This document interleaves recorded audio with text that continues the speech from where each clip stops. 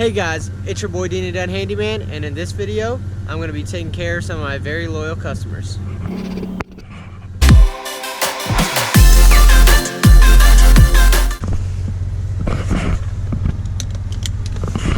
Shout out Dad, one of the only people who comment on my videos, commenting to put my seatbelt on, because in one of my recent videos I did not have my seatbelt on while I was driving.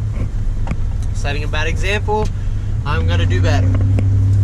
Anywho, today I'm taking care of my first handyman client. February of 2020, this person texted me asking if I could assemble a bed for them, so I went and did it, and haven't heard from them at all until this year. They're actually moving, so they want me to break down the bed so the moving company can move it, and then I'll go to their new house, assemble it, and they also have a punch list for me.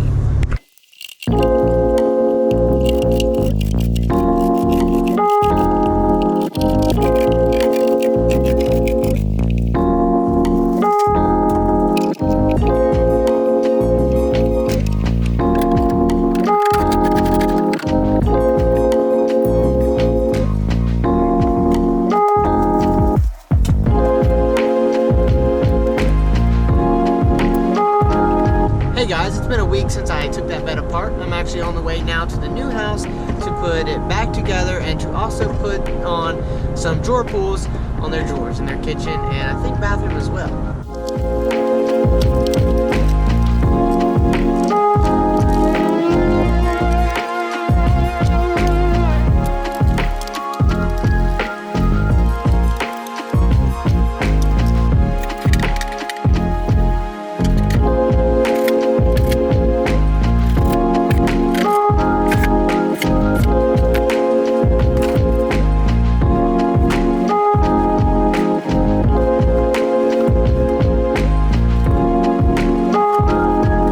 All the pulls were the same, so I used that cardboard right there to make a template and place the template on the doors in the exact same spot and the drawers in the middle, marked my 2 holes, drilled my holes, and then attached the pulls with the screws.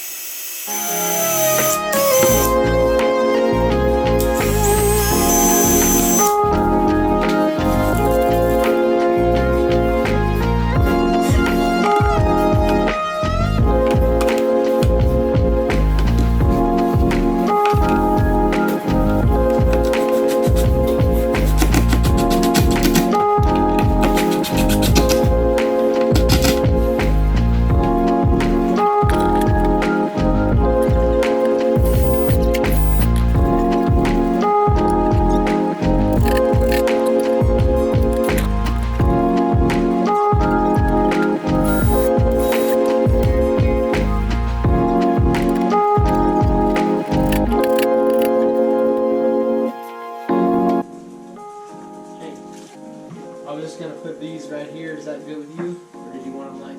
Most of the time they're like right here. Yeah. I don't know if you want them in the middle. No.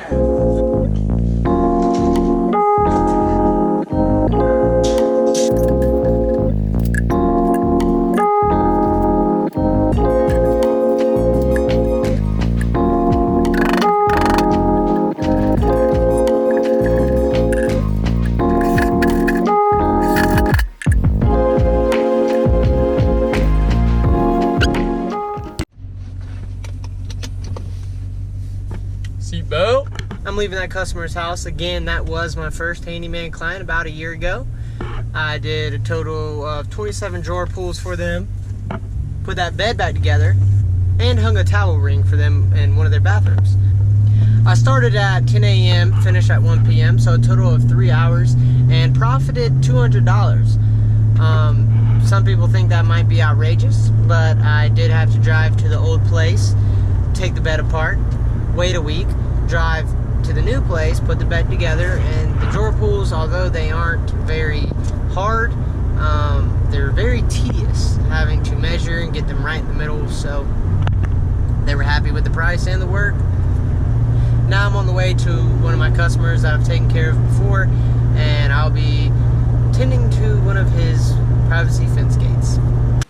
Actually, the last time I was at this client's house, I made a YouTube video on how I fixed this gate, and he called me a couple weeks ago and was like, "Hey Dean, since you did such a good job on that first gate I had you do, I want you to come back and look at the gate on the other side of my house and see what you can do about it."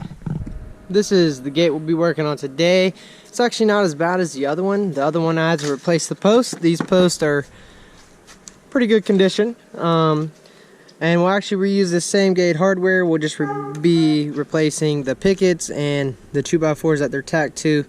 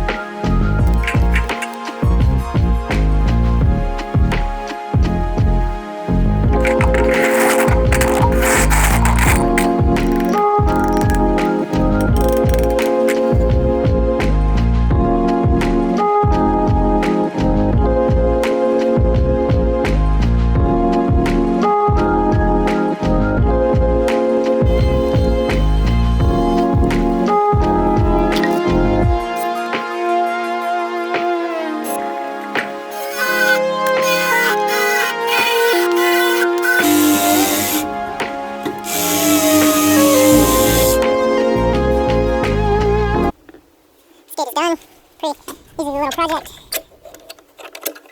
Just put 3 new 2x4s bolted with carriage bolts to the frame of the gate and then put new pickets on. Just wrapped that gate job up. I was there a little under 2 hours and made about $100 in profit. Today I took care of 2 loyal or repeat customers. Since we're on that topic, I was going to give a little advice or tips on how to get customers and how to keep customers. Now, I'm no expert in this. I have had multiple side gigs that I've had customers and had to keep customers happy, so I don't consider myself an expert, but I do have a little bit of experience.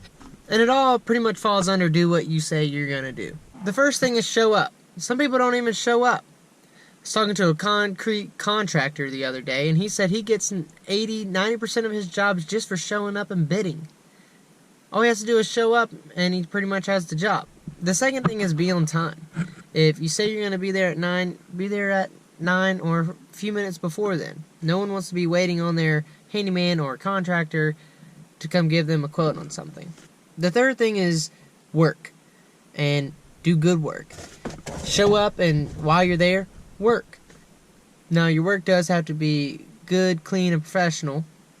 And most of the time, if you do good work, that's a big factor in keeping a customer happy and having them call you back. One other thing is communication. I know in a couple of my videos I've showed how I ran into something that I wasn't expecting, and I contacted the customer, let them know what was going on, let it be their call, and then go from there. I think customers really, really appreciate the communication and the honesty of what's going on at the job.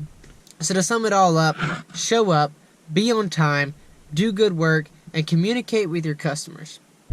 To any handyman, contractors, or anybody who owns their own business that is watching this, any tips that you might have, drop them down in the comments. To my homeowners out there watching, comment what you like to see in your handyman and what makes you call them back. Thank you guys for watching. I know it was a little bit of a different video, not so much explanation, more time elapse, but a little tips or advice for someone out there trying to start a little side business. Hope that encourages someone out there to start their thing or to go try to get customers or whatever. Make sure to like, subscribe, leave a comment below. See you in the next video.